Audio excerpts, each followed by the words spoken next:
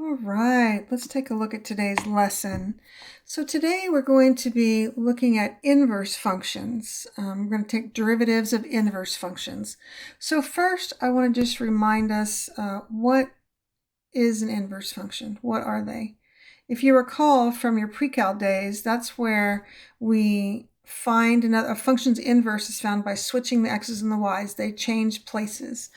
So that is the relationship that inverse functions have with each other, is that their x's and y's are switched. So that's really important to keep in mind when we start this lesson.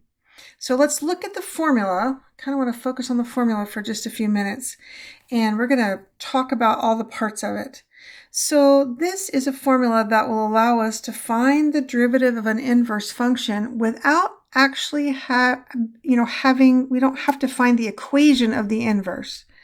It's not necessary to use this formula. We can just use the actual function, not the inverse equation, since that typically takes quite some time to do. So we don't need to worry about that because we have this formula. So let's talk about the parts of the formula first of all. Just to remind you, remember this is not an exponent. Remember that, -1, that means inverse, that it's the inverse of f. Okay, so what I like to think about, so this is the inverse, which means its x's and y's are switched from the regular one. We're just going to call f the regular one. And so what I like to do is I like to call it's what I call it. I mean, you don't have to call it this, but I just want to tell them apart. I call this the fake x. Okay, I call it the fake x. Because it's the inverse is x. It's not f's x. It's the inverse is x. So that's what this is, the fake x. The real x, what I call the real x, is the y value, right? The y value of the inverse. The y value of the inverse I call the real x.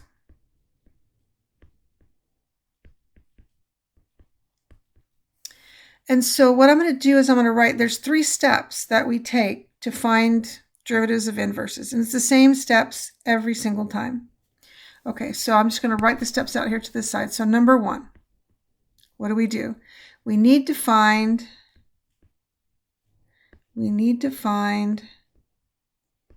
the real x. Okay, so that's our first step. We need to find the real x. And we'll walk through several examples of that. Step 2, we need to sub the real x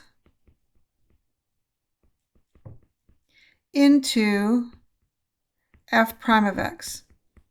And if we don't have f prime of x, we would need to find it. And then sub the real x into it. And then number 3, we use the formula that we have right here in this box. We use the formula for the derivative of the inverse function. That's what we do. So those are our 3 steps. That's what we're going to do every time. If you can remember the 3 steps, you will be perfectly fine. Okay, so let's look at our first problem. So the first problem gives us a table of values of the differential functions. So f, g, and f prime, just random values. Are we going to use all those? No, they just give us extras. I don't know, to try to confuse us or something, but that's what they do. They're saying that g is the same as f inverse. So basically they're saying g is f inverse. So that's something we need to keep in mind as we're working this problem. Okay, g is f inverse. Okay, and I'm going to write that here just so I don't forget. So g is f inverse. Okay, just to keep my mind there. So they ask us to find the value of g prime of 1. Okay, so first off, we're going to, I'm going to call this one out. This is the fake x. That's the fake one. The fake x is actually the inverse's x, which is the regular function's y. That's why I call it the fake x. So I'm going to write out the logic here. So on this first one, so that hopefully we're fine. So if G's x value is 1, which again, I'm calling the fake x, then F's y value is 1. Okay, that's important.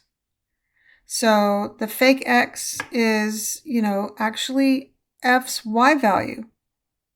So what do we need to do? We need to find the real x value. So we're going to go up here. So F's y value is 1.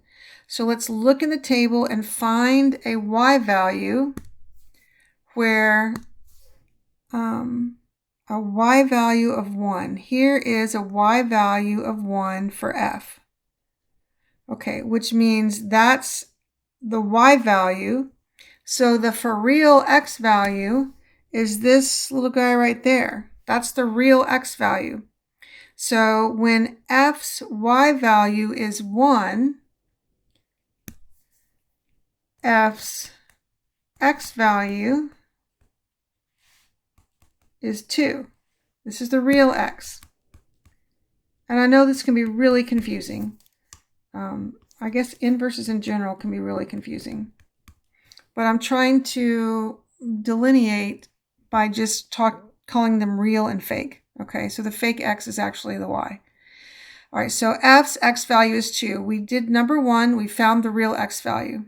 Number 2. What are we supposed to do? Step 2. We're supposed to sub the real x into f prime of x.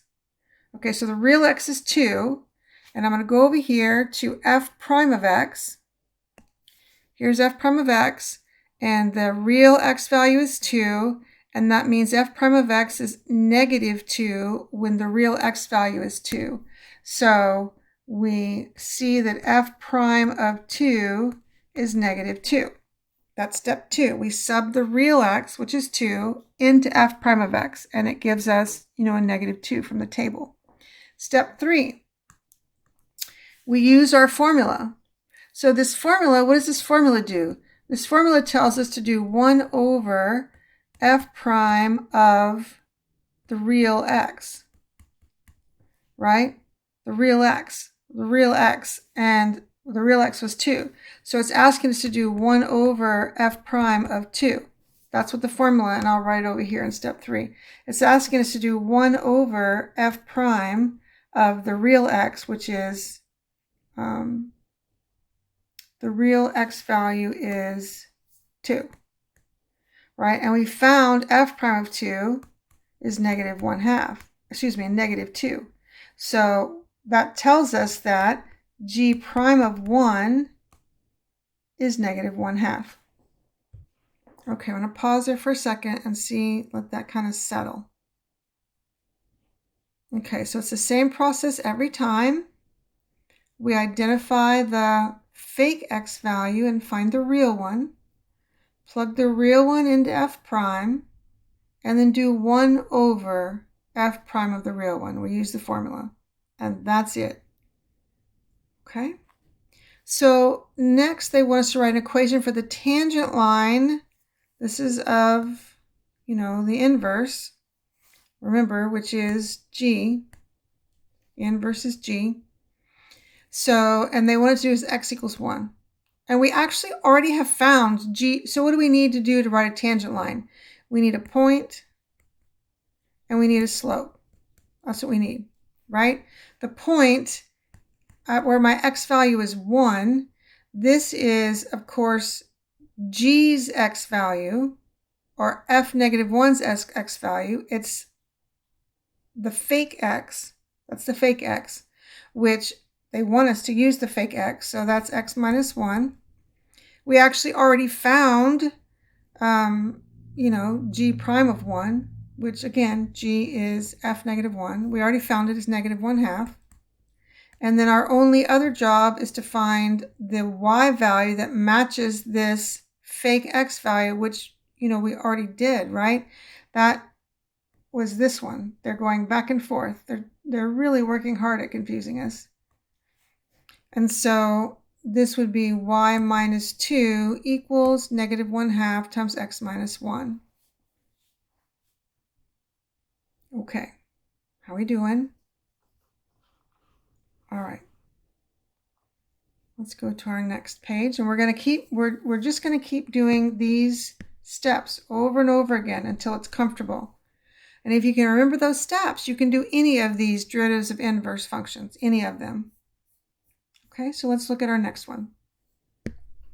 So g is a differentiable function. We're given all kinds of values, g of 12, g of 3, just all kinds of things. We're just going to put those on hold. I don't know what we need them for. I mean, we may not even need all of them. We're just going to put them here and just not going to worry about them. Let's see what it wants us to do. So they tell us the function h is differentiable and h is g inverse. Okay, so here we go with our inverse business. So h is g inverse. Okay, for all x. What is the value of h prime of 6? Okay, so let's go through our steps. This is the inverse is x. I'm calling it the fake x. Right, that's the fake one, which is, so that's the fake x. So that is g's y value. So let's look up here at our options. Let's see, g's y value, that would be right here. There's a y value of 6. Okay, so step 1. The real x is 3. We see that right up in the prompt. That's step 1. Step 2. We're supposed to find g prime of 3. We find the derivative of the regular function, not the inverse function, the regular one, at the real x, which is 3. So they actually already gave us that, right? G prime of 3 right here is negative 2. Step 3, we use our formula, which if you recall is 1 over f prime of f negative 1 of x. This being the whole thing being the real x. So my formula is 1 over, and of course we're doing g, not f, g prime of the real x, which is 3. And we see from step 2 that g prime of 3 is negative 2. So my answer is 1 over negative 2. That is what h prime of 6 is. Okay, is that getting a little bit easier? Okay, one more. So here, let's see, this time we're given an equation. This is interesting. We're still going to do the same steps. Okay, still do the same steps. So this, let's see, g is the inverse. Okay, so g is the inverse function. And that means that this is the fake x, which is the original function's y. Okay, so what do? I don't have like a table or a list of values. We're actually going to have to set our original function equal to this y value. The fake x is the y value. So we're going to have to say 25 equals 3x cubed plus 1. That's what we're going to need to do. And that's what we're going to do to find the real x. Because 25 is not the real x. It's the fake one, or the y value. Okay, so I'm going to make a little note over here. So you should never have to calculate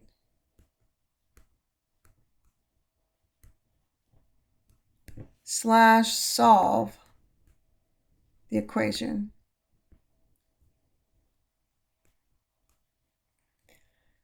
We just guess and check for these, because that's all that's going to be required. We guess and check. Usually, gosh, if I get right, usually an integer, it's usually an integer or an easy fraction. I mean, that's usually what it is. You should be able to just look at it and tell what it is. So I'm just going to circle this, just a note.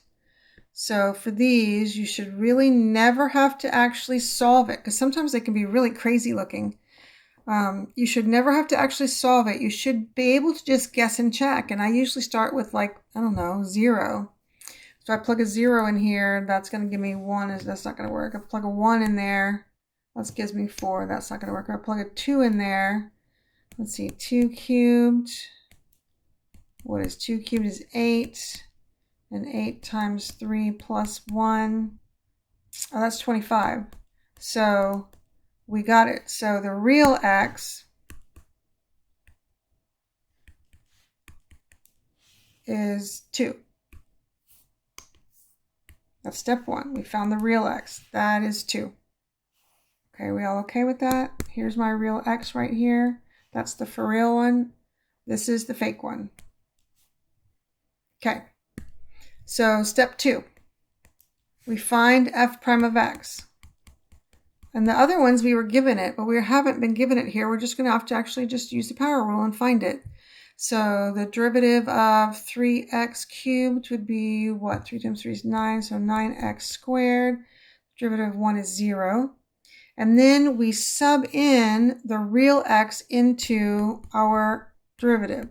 So we need f prime of 2, which would be 9 times 2 squared. So what is that? 36, right? 4 times 3. Okay, step 3. We use the formula.